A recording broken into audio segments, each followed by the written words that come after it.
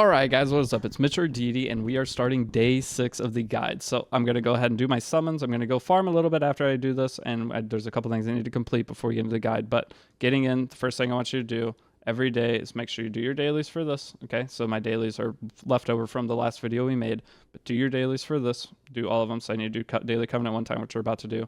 But we've gotten 2 ML5s back-to-back days from this, so let's see if we can get lucky again. Camilla, that's fine. Dang, I saw the spark before it went. So I don't think these can spook. Like, what I mean by that is if it shows a 4-star, you're guaranteed getting a 4-star whenever the books is here. And like this can never be anything more than a 3-star. Regular summons can show and start as a 3-star and then trick you into becoming a 4 or 5-star. But with these, they're kind of just set. We are getting extra of these summons. Any of you guys that are playing at the time, this character's really good for some PV content. So no Moonlight 5-star today. Shoot. Unlucky, guys. So that's fine. I've gotten 2. I love this account, though. This account's going to be so fun to play through. So we do have another Moonlight summon. We're going to do our dailies. That's all we got for summons today. So skip this. We got nothing. And then we go again. And it looks like we got nothing again. Yep. Nothing. Oh, we got Wondrous Potion Vial. This is what I was talking about, is best in slot artifact on your Tamarin. So we'll probably go ahead and go put her on that. Now from here, grab these and let's do one Moonlight summon, and then I'll pause the video and we'll come back once we get into what you're going to be working on today with the guide. Moonlight 5 maybe? Nope. Darn. Airwell. Okay, that's fine. Now that you've done all these summons, again, go clean up your hero inventory, save one of every character, feed your duplicate characters into each other. How I do that is sort by name. Go through, clean all your stuff up, you've done these summons, and then when I come back, let's start grinding out what we need to do for day 6. All right, now we are to day 6 guide portion. I'm just going to go ahead and talk about a couple things real quick. First thing, I want you farming unrecorded history. The next layout of the guide is this is clearing a bunch of chapter 3. Episode 7 will be finishing chapter 3, and then episode 7 is kind of the most important day because I show a bunch of things that happen on day 7. You get a bunch of stuff, and it unlocks a new set of missions. And then day 8 will be gear crafting guide. So I want you guys to have as many charms as possible. And in terms of farming Wyvern, we'll get to the point where we are farming Wyvern. But for right now, the main thing to be farming is unrecorded history. Okay, so go in, do your normal daily routine. Grab your free stuff from the shop. Watch your ads if you want the energy. Go to all the shops to buy your charms from the Labyrinth and regular shop. And then from there, do your arena fights. One of the first things I want to make sure you guys have finished is your Spectre Tenebria. So this is where it gets a little risky. If you click Final Summon on Spectre Tenebria, okay, the problem is if you pull a duplicate Spectre Tenebria, then you're stuck with 2, or you can use one for imprint. But it is a little risky with all the free summons that we currently have going on, so that is up to you. I'm going to go ahead and click it, and I'm going to finish it. If you want to min-max and not grab her, you can, but once you fully unlock her, this gives you full ability that it's just your character now. There's no limitations. There's no anything on it. So we'll go ahead and grab her. Next up, what I was telling you guys to be doing is going and finishing your story so that you can open up the Fallen Land. So you can select a hero after you've cleared this. Okay? To clear that, one of the reasons I want you guys farming on recorded history is so that you can get enough of your stigma that you can trade in for gold so you can go to Moonlight Theater. I want you to watch all of Fallen Lands, guys. Go through all of this. You are going to end up spending about 14 million gold. If you wait and do these, you get one for free every week. It would take you 29 weeks, which is months, to get this character. The sooner you unlock it, you can start finishing the missions for completing these characters alongside the other missions. So we're trying to min-max, so when we finish a mission, it counts as multiple things. So this is super important to do. And it costs a lot. Now, those of you that don't know what I'm talking about in terms of farming stigma for penguins, go to unrecorded history. Every time you beat a stage, you're going to be getting some charms. You're going to be getting some dust. You sell for charm dust to upgrade your everything. And lastly, you're mainly going to be farming stigma. So with farming stigma, again, you go into your Penguin of Soul or Forest of Souls. If you look here, the overall sanctuary is 313 for this. You want to be getting the cheapest amount of stamina you need to spend with the highest amount of penguins possible.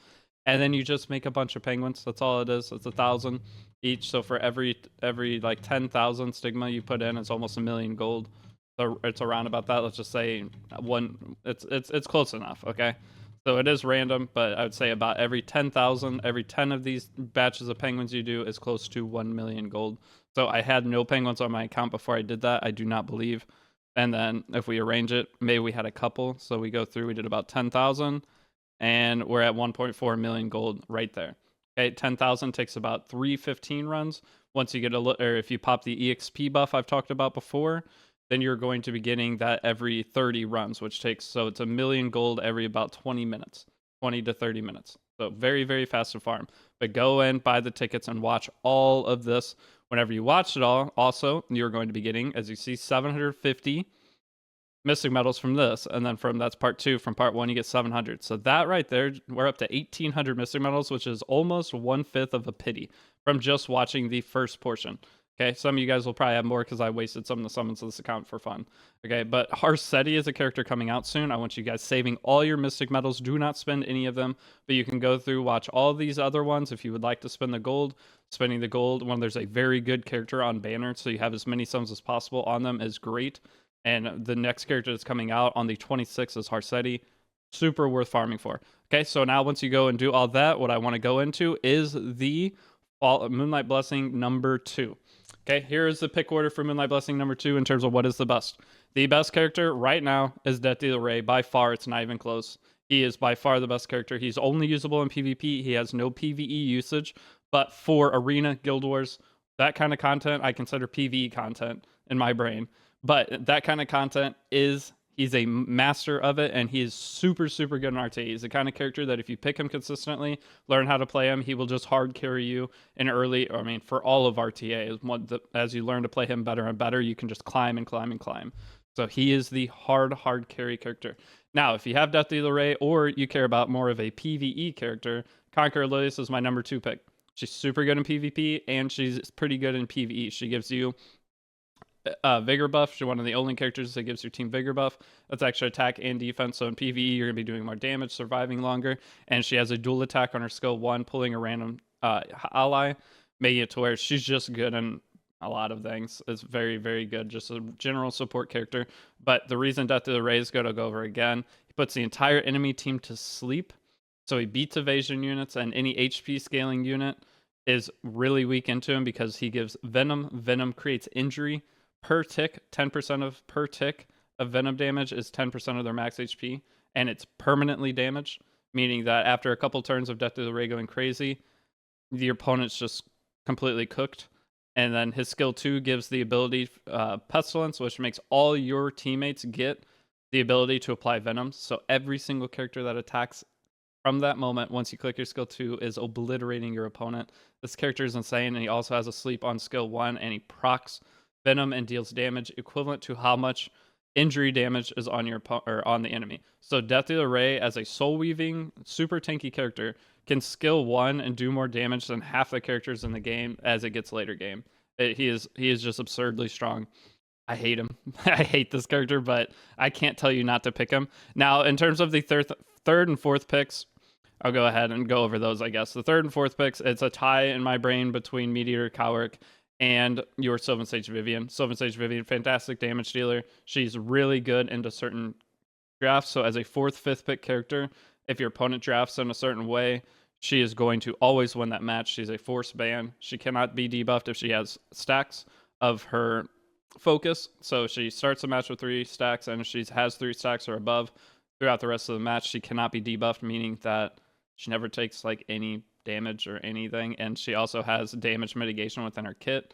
The focus stacks equals damage mitigation. You can't take more than 70% of, or you can't take, what is it? Expected damage suffers equal to 30% of max health and suffer. So it reduces it by 70% once you Molagor it. Okay, so it means she takes like no damage from anything. From if it's going to be hitting you hard, if it's going to be hitting you soft, then it's hitting you soft. You don't care. Okay, this character is very, very good. She has a heal in her skill 3, so if you need to time your heal, you can heal your entire team a little bit. So a damage dealing healer that can't be debuffed, always a good option. And Meteor Cowrick's just general support used to be the number 1 pick by far, but it's fallen down to a point where if you use non-attack skills, you get punished too hard. Plus the momentum of the game is really fast. Currently, if you try to play him a little bit hard, but he's still very, very pickable. I use him multiple times a day if I play RTA. He gives attack buff and immunity, and he cleanses all debuffs. And if he has a debuff, whenever his turn starts, if his skill 3 is available, it reduces debuff duration by 1 turn, meaning if he gets 1 turn silenced, when it comes his turn, the silence goes away at the start of his turn. He can click all of his skills, and same with any other debuff, just gets 1 turn counter off it. Then his skill 2 has a barrier and attack break. So Meteor Calc has changed a lot. We used to build him as bulky as possible on a bunch of speed. Now it's more of a damage build. It's the most common version of this character. He does very, very good damage, but he would be between these two as a tie. All the other characters are very niche specific use cases that Rylet's damage is insane, but he's so inconsistent. Relying on dodge chance in this game just isn't great. Aiden, the free character we get, is just a better character than him. He's super cool. I know. I do play him a lot on my main account just for fun. I built a 290 speed one. And there's some fun things you can do with them. Commander Pavel is for farming and for cleaving. Okay, so you have to play super high momentum to try to cleave your opponent. You need 2 critical hits in your first couple turns before your opponent does anything for him to get maximum value. Meaning you need to be fast and you need to take overboard control right away. And then Astromancer Elena is great for arena, makes it to where your opponent can't counter, but in any kind of RTA, it's pretty hard to pick her to where she'll actually get value. But if you do pick her, she's a force ban. So the thing is, every single one of these characters is usable, but Death Dealer Ray is so far above all of them, in my opinion. Conqueror Lilius is above the rest, and then these two would be the go-to most use case characters. Okay, that is my opinion. PvP, definitely Death Dealer Ray. PvE, Conqueror Lilius. That is my take on that. So now that we've gone over that, the next thing is you're going to be sitting here on this mission unless you ended up reforging a piece of gear. Guys, I'm going to be making the gear crafting portion of the video on day 8, but we're going to be finishing this mission tomorrow. So tomorrow, I'm going to give you a little sneak peek, but when you reach to day 7, you're going to be unlocking the Archie Special Operations. In Archie Special Operations, you get this gear set here. You get 2 different gear sets that are both unbelievably good. And the sword is just going to be the first piece we're going to upgrade and reforge it to finish that challenge. So we'll finish this right away tomorrow, and we'll finish that, and we'll start the Hero's Path missions. Okay, if you want to go ahead and try to get into that, you can. But that is a sneak peek as to why this is just sitting here for now. And with Hero's Path, we're trying to decide still what all I'm going to have you pick with the selectors, if you're following along, if you haven't already picked stuff. Okay, all of that is done. Really, the only thing I need you guys working on today, we finished most of the missions. If you go in, make sure you are to the Mologora challenge. Okay, make sure you're to this Mologora challenge. We are on, or actually, we're still on easy. You want to get to the next Mologora challenge. So go and make sure this is done. And we want to get to the next one, which is going to be, click out of it, click back in. And it's going to be the normal one. We want to try to finish all this. So you're going to need to be doing some arena. We're going to end up building our hunt teams again later in this video, potentially. If not, at the very beginning of next video, we'll go ahead and fully establish our Wyvern 13 team. And then with the equipment, you'll need to do a little bit of enhancements. You get a bunch of stuff back. But the biggest thing for this is getting these boxes. These boxes are going to be used for our first crafting session. Okay, so the hunt is the main thing that I want you guys working on. But we'll touch on that toward the end of the video. So, which the video won't be very long at all. Now, going into Moonlight Blessing, I'm going to go ahead and claim my Death Dealer Ray. We're going to talk about this for a second. As you see here, we have skill enhancement. You need to get 4 level 60s once you open Fallen Lands, okay? So we're going to need to make 4 more level 60 characters from this point. The sooner you do this, the better. Next up, we need to reach Challenger 4 in Arena, meaning you need to go grind out some Arena. Even if you use some Skystones to push up in your Arena, it's not a bad thing. You don't have to, though. Just play as your flags come. Next up, Expeditions. Expeditions, if you want to go do some right now, this one is the biggest grind out of all of them. We are going to be making Expedition level 3 teams coming up soon, but for right now, if you want to just go in and do level 1s, it's okay. And then we have to clear episode 4 10-10. That is super easy now. They added a new mechanic where you spend Skystones if you die against a boss and just go back in and finish it. It's 50 Skystones. We're probably going to, you guys that are at this point in the game, you're probably going to start spending Skystones to beat a lot of the annoying bosses. So that way you don't have to stress about building a perfect team for it. So that's just with story, though. Story bosses now are very, very, very easy. Okay, now that we're done with that, go do your normal dash pass, get all your daily dash pass things, and then go to adventure. I want you guys pushing through chapter 3 adventure, okay? I want you to go all the way as far as you can into it. We're going to be beating the final bosses tomorrow. If anything, the stopping point for today is going to be trying to get to at least stage 8 or chapter 8 of this. So Lone Tundra, if you get to there, you're good to go for the next video. That's where I'm going to be starting day 7 on. And with that, here is the build for the characters. You want to see the overall stats. We go in and we have our Spectre Tenebria. That's the build we've had for a few days. We have our Adventurer Raz. He's our main front tank. You can upgrade his gear some more if you would like. Next up, we have our Tamarin. Her gear is fully leveled except the sword because the sword isn't too important. And then next up, we have Arteria. Okay. Now, going through, if you ever end up fighting a hard boss, you're going to go in and flex one of your other characters in. Okay. Usually, it is your Destina. So you might want to level up your Destina gear just a little bit, at least plus 12 on everything except the sword. Okay, so we'll go ahead and do that. And then anytime we fight any hard stage, if you fail a stage and you don't want to spend the 50 Sky Stones, just go back and do this team right here in just a second. I showed it at the end of the last video. But today there's not a whole lot to cover. It's just getting you guys to the boring progression parts. Okay, so now that this is all leveled up, level 8, 12, 13, she's usable. I mean, that's not fantastic, but if anything, the most important thing here would be the boots because we wanted to get as many turns as possible. So we'll go ahead and level up the boots. And in terms of our skill enhancements, the only skill enhancement on this is the skill 3 cooldown. This is skill 3 cooldown with a splash of a little bit of extra there. Raz, you don't need to do anything with. Spectre Chamber, you can plus 15. I do need to skill enhance the rest of her. But other than that, that's it. Okay, so anytime you find a hard fight, you do this. Okay, that's all you do. You should be able to beat everything super easily with this team. And there's also, if you do fail against something and you spend the Sky Stones, you can just go in with a full life again while the enemy's already injured. It's so easy. They made this game so easy. Okay, so go through, push all of that. I'll come back in a second. If there is anything else I can think of, I'll throw in. But this is a super, super simple day. All right, be back in 1 sec. Okay, so the last thing we're going to worry about today, it's going to be a super, super simple day of the guide. I want you to go back. I'm going to give you a list of things to work on. And tomorrow's going to be a big day, though. So I'm going to try to keep it light today. And the next thing we want to do is work on our Wyvern team. We want to get a Wyvern team set up so we could just farm. So if you get any Goblin gear that is looking pretty good, you can go ahead and utilize it. Okay, so there's that. This is defense percent. We'd prefer HP percent for our front tank. So we go ahead and just have this. If you have any Goblin gear, it does take less to upgrade it. So as you see right here, we're just going to plus 15 this for almost no charms. We don't care how it rolls. It's main stat HP percent. We need that on our tank. And as you see here, overall, it's really, really good for a Wyvern front tank. But you could just use the free gear given to you. I'm going to give you certain stat lines that you want to try to reach. We're just going to plus 12 this. And then now our Croza is good for Wyvern 26k. Whatever your Wyvern front tank you decided on will be fine. Our artifact, we have Steadfast Gatekeeper, but you can use Proof of Valor on them if you'd like. Next up, we have our Sigret. I'm going to be on Daydream Joker. And then we're going to go ahead and build her up. If you have any of the destruction gear that drop from Goblin, you can try to come up with some kind of combination of that. Otherwise, it's just the free attack gear that we got. So you can utilize any of that. Any of the extra attack gear, you can go back through the hunt challenges and grab that. 6 pieces per challenge. So the set we have on Spectre Chamber, you can get 2 more of those by getting your Epic Spirit Blooms. So you don't have to have your Wyvern team done until we finish Chapter 3. This is something to start going back and working toward a little bit. The overall thing that matters is the stat lines. Nothing else is really a big deal. So this has attack speed and crit damage. That's fine. This piece has crit damage effectiveness. That's probably what we'll do. Looks pretty good to me. This piece might be even better, though. And this piece is also pretty solid. But we don't need any crit chance because we're using Furious. Meaning that I'll probably just do this. So let's enhance this plus 15.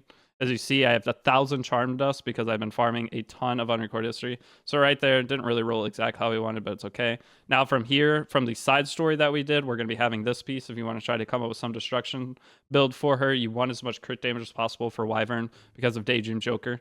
So right here, you can see we have crit damage here. We have no crit damage on this piece. And we don't, this piece is definitely not one we're going to use. So this one could be the piece that we use. I'm just going to upgrade any Goblin gear, though. Again, takes 70 charms to plus 15 it. So that'll work just fine.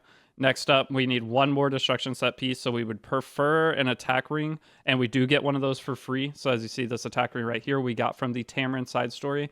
And then from the necklace, all we care about is getting crit damage. So we can go ahead and just put any kind of crit damage piece we have. You can see if you have any Goblin gear from doing that for crit damage. If you have attack and effectiveness, that's really all you want. So your goal is to get 50, or no, you need 35 crit chance. So this would be the perfect amount of crit chance. With Furious giving his buff, that's all you need, because 50%, you only need 85 total crit because you have elemental advantage. So this right here would be perfect. This piece is a Goblin piece of gear. Again, it costs nothing to upgrade it. So we'll go ahead, 70 charms, bang, we now have a max crit damage piece. And it rolled effectiveness and attack, so that is going to be our Sigret. We'll go ahead and change it. We do need to level up the ring now. And you just go through your gear. This is something I want you guys to get used to doing. I'm not going to give you a straightforward, super easy build. I'm going to have you guys kind of learn how to build your characters from going through your gear. Okay, I think it'll be more beneficial for you to go through and experiment versus just using the exact same thing that I am using.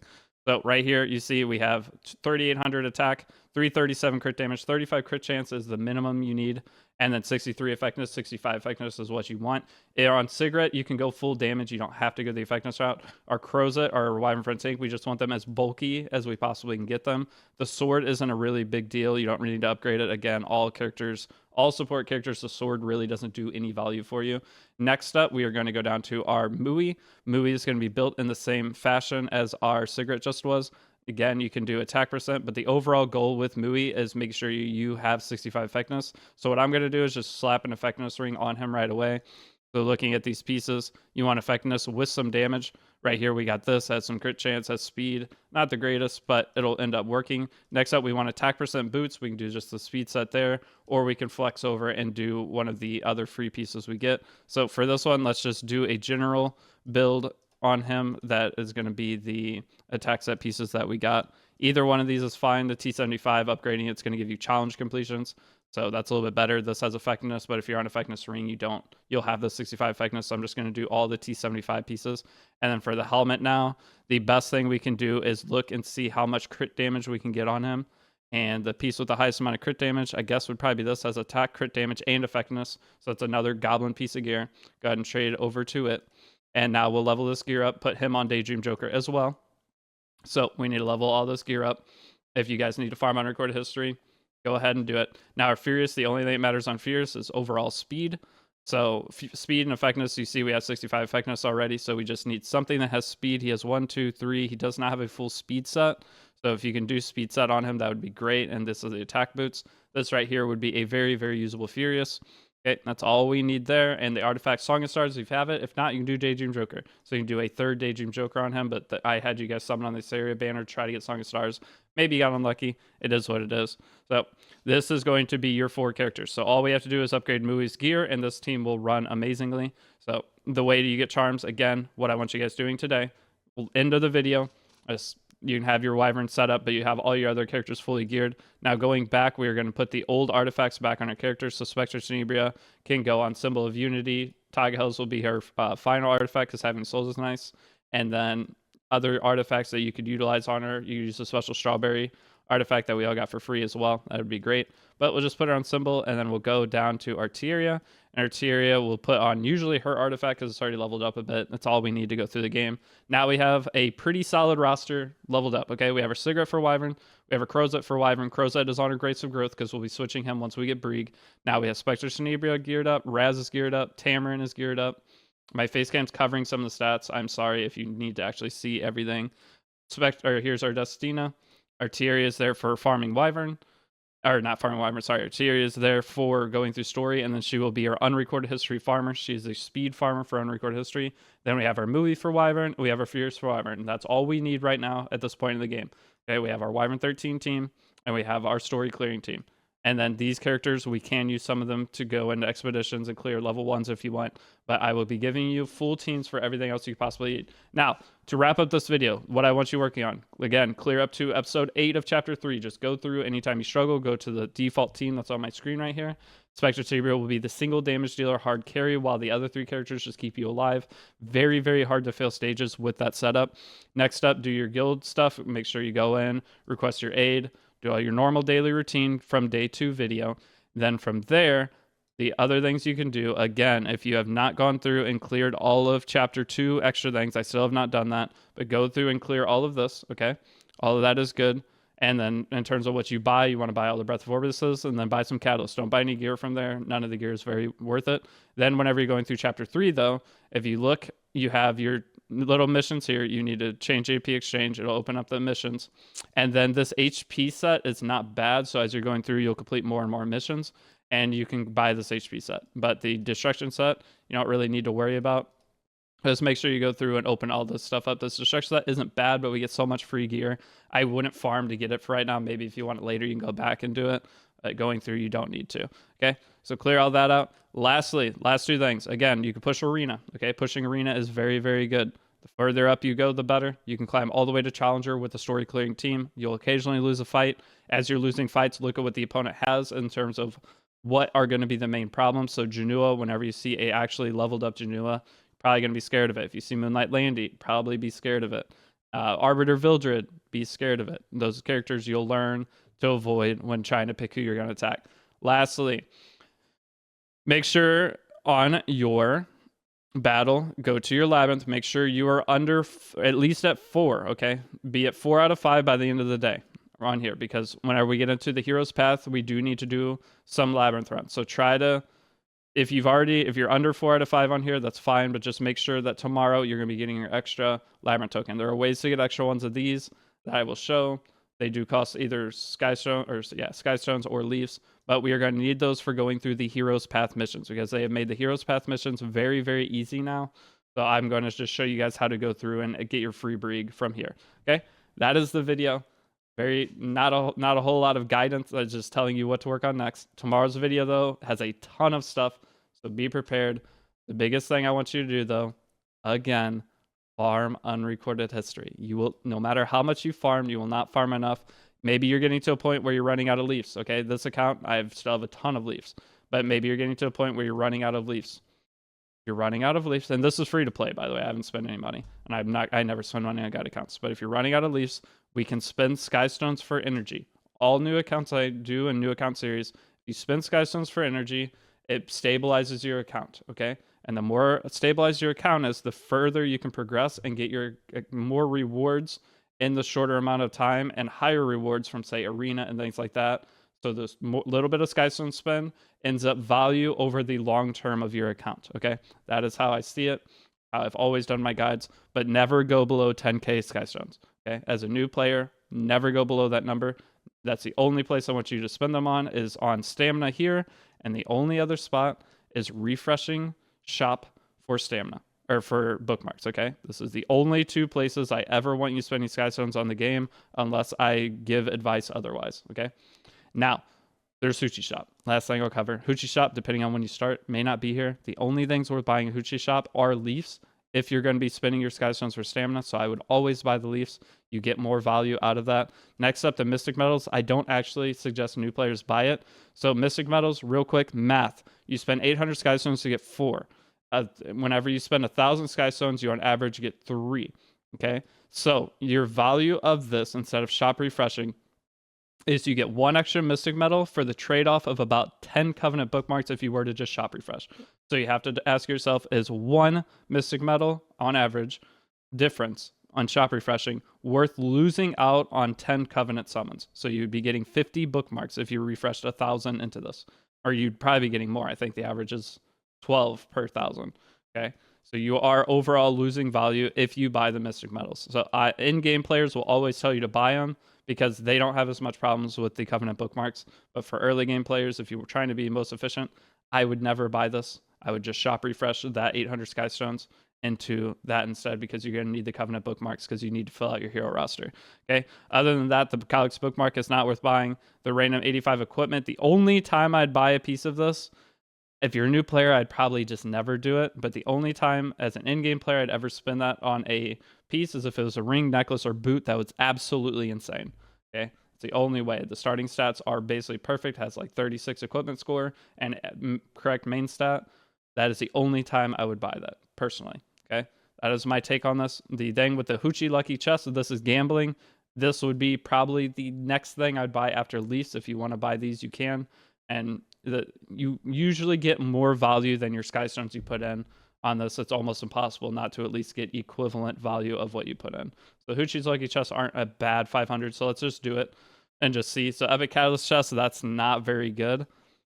3 leaves though. 3 leaves is worth more than 100 skystones.